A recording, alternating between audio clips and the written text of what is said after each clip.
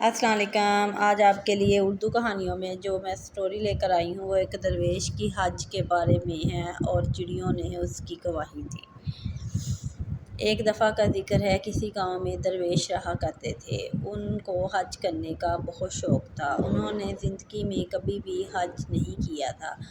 وہ گاؤں میں لوگوں سے بہت محبت کرتے تھے، لوگ بھی ان کی بہت قدر کیا کرتے تھے۔ ایک دفعہ انہوں نے سوچا، کیوں نہ میں حج کے لیے جاؤں اور اللہ کے حضور پیش ہوں۔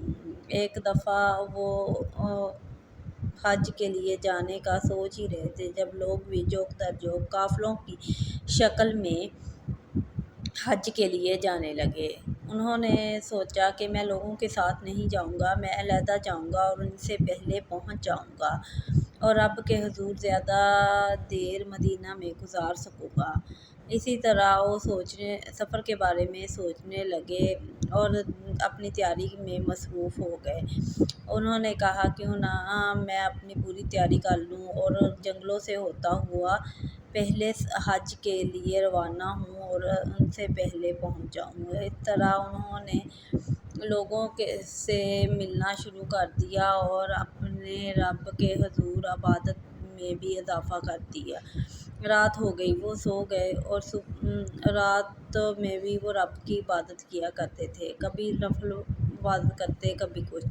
حج کا مہینہ قریب آ رہا تھا، ان کی بے چینی بڑھتی ہی جا رہی تھی۔ وہ سوچ رہے تھے کہ میں جلد از جلد رب کے حضور حاضر ہو جاؤں اور اپنا رب کے حضور سجدہ سجود ہوں اور مدینے میں حج ادا کروں۔ انہوں نے اپنے حج کا سامان باندھ لیا اور اپنا سامان لے کر وہ لوگوں کے پاس گئے اور ان سے اچھے طریقے کے ساتھ ملے اور ان کو اپنے سفر کے بارے میں آگاہ کیا۔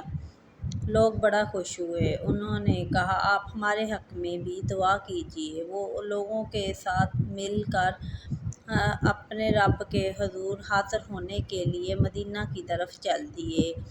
وہ سارا دن سفر کرتے رہتے، رب کی عبادت میں بھی ساتھ ساتھ مشغول رہتے۔ حج کا مہینہ بہت زیادہ قریب آ گیا تھا۔ ان کی دھڑکنیں اور بے چینی بڑھتی جا رہی تھی۔ وہ چاہ رہے تھے بہت جلد وہ رب کے حضور حاضر ہو جائیں اور مدینہ پہنچ کر حج کر لیں۔ انہوں نے زندگی میں کبھی حج نہیں کیا تھا، اس لیے ان کی بے چینی بڑھتی جا رہی تھی۔ یہ ان کا زندگی کا پہلا حج تھا۔ وہ سارا دن سفر کرتے اور رات ہوتے ہی کسی بستی کی طرف چل دیتے اور وہاں بستی میں آرام کرتے اور صبح ہوتے ہی دوبارہ اپنے سفر کے لیے روانہ ہو جاتے تھے۔ اسی طرح ان کا یہ سفر کٹ رہا تھا۔ وہ روز ایسا ہی معمول بنایا ہوا تھا۔ انہوں نے رات کو وہ بستی میں آرام کرتے جہاں جگہ ملتی اور دن کو سفر کرتے تھے۔ وہ سفر کرتے کرتے جب تھک جاتے، تھوڑا آرام کر لیتے اور رب کے حضور سجدہ سجود ہوتے۔ وہ اپنی نمازیں باقاعدگی سے پڑھتے تھے۔ ایک دفعہ کہیں سے گزر رہے تھے کہ انہیں رات ہو گئی۔ انہیں ایک غار نظر آئی۔ انہوں نے سوچا، کیوں نہ اسی غار کے اندر جا کر رات گزار لی جائے۔ وہ غار کے باہر کھڑے ہو کر آواز لگانے لگے کہ اندر ہے کوئی۔ وہاں ڈاکوؤں کا اڈا تھا۔ ڈاکو باہر نکلے۔ انہوں نے کہا، تم یہاں کیا کر رہے ہو؟ درویش نے کہا، کیا مجھے رات گزارنے کے لیے یہاں تھوڑی سی جگہ مل سکتی ہے؟ انہوں نے کہا، تم مجھے بتاؤ، تم لوگ کہاں جا رہے ہو؟ اس نے بتایا کہ میں حج کے لیے جا رہا ہوں۔ میں نے زندگی میں کبھی حج نہیں کیا، یہ میرا پہلا حج ہے، اس لیے میں ایسے جنگلوں کے ذریعے سفر کر رہا ہوں۔ ڈاکوؤں نے اس کی بات پر یقین نہ کیا، لیکن ڈاکوؤں نے کہا کہ اس شخص کو مار دیا جائے۔ اس کے بڑے سردار نے کہا، اگر جت کو ہم نہیں ماریں گے تو یہ جا کر لوگوں کو بتا دے گا اور لوگوں کو ہمارے ٹھکانے کے بارے میں معلوم ہو جائے گا۔ اس درویش نے بڑی منت سماجت کی کہ میں کسی کو کچھ نہیں بتاؤں گا، میں تو ایک مسافر بندہ ہوں، میں تو حج کے لیے جا رہا ہوں، پلیز میں ایسا نہ کریں۔ انہوں نے کوئی نہ سنی اور اس کو ماننے کے لیے تیار ہو گئے۔ درویش نے آسمان کی طرف ہاتھ اٹھایا اور چڑیاں اڑ رہی تھیں۔ انہوں نے کہا، اے چڑیوں، گواہ رہنا، میری گواہی دینا کہ انہوں نے مجھے بے قصور مارا ہے۔ وہ یہ بات سن کر بڑا حیران ہوئے۔ انہوں نے کہا کہ یہ چڑیاں کیا گواہی دیں گی؟ اتنا سننا تھا کہ چڑیاں پاس آ کر چہچہانے لگیں، جیسے کہہ رہی ہوں کہ ہم ہی تمہاری گواہی دیں گے۔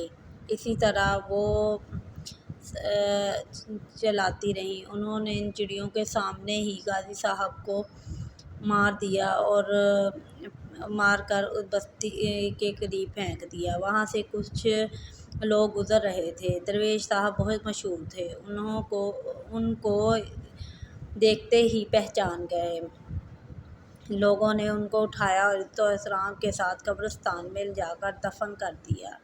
پھر وہ قاضی صاحب کی انہوں نے اٹھا کر درویش صاحب کو دفن کر دیا۔ پھر انہوں نے سوچا اور پھر وہ گاؤں کے لوگوں کو درویش صاحب کے بارے میں بتا دیا کہ درویش صاحب اب اس دنیا میں نہیں رہے اور وہ دنیا سے چل بسے ہیں۔ گاؤں کے لوگوں کو بڑا افسوس ہوا۔ وہ جہاں جہاں تک لوگ اس کو جانتے تھے ان سب نے بڑا افسوس کا اظہار کیا۔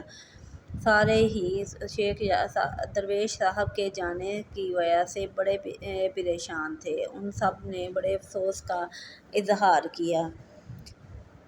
اسی طرح دن گزرتے گئے۔ ایک دن گاؤں والے کے ہاں میلہ تھا تو سارے میلے پر جا رہے تھے۔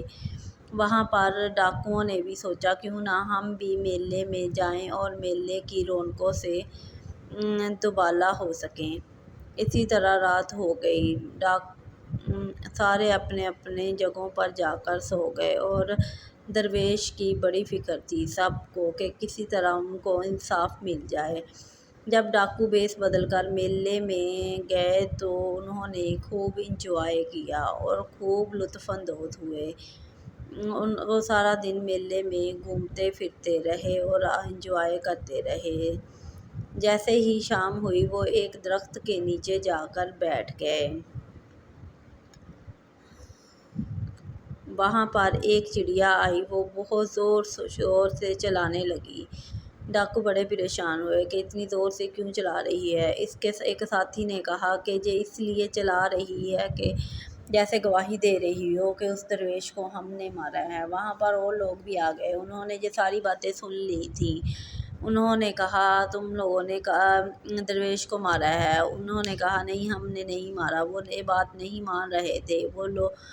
وہ ان کو لے کر قاضی صاحب کی عدالت میں آ گئے۔ قاضی صاحب نے ان لوگوں کو بہت منانے کی کوشش کی، وہ کسی طرح بھی مان نہیں رہے تھے۔ قاضی صاحب نے ان کو جیل کے اندر ڈال دیا اور وہ 3 دن بھوکے پیاسے انہیں رکھا، کچھ کھانے کو پینے کو نہیں دیا۔ جب وہ ان کو باہر نکالا جیل سے تو انہوں نے بتایا کہ یہ سب کچھ ہمارے بڑے باس نے کیا۔ جب اس کو بلایا تو اس نے بتایا کہ ہم نے اس لیے مارا ہے کہ اس کو ہمارے ٹھکانے کا پتہ چل گیا تھا کہ کہیں وہ جا کر بستی میں ہم سب کو نہ بتا دے۔ قاضی صاحب نے ان سب کو موت کا فرمان جاری کر دیا۔ چڑیوں کی گواہی کی وجہ سے اس درویش کو اپنا انصاف مل گیا۔ اس لیے کہتے ہیں کہ اللہ نیک بندوں کی بڑی سنتا ہے، چاہے تو انہیں پرندوں کے ذریعے بھی گواہی مل سکتی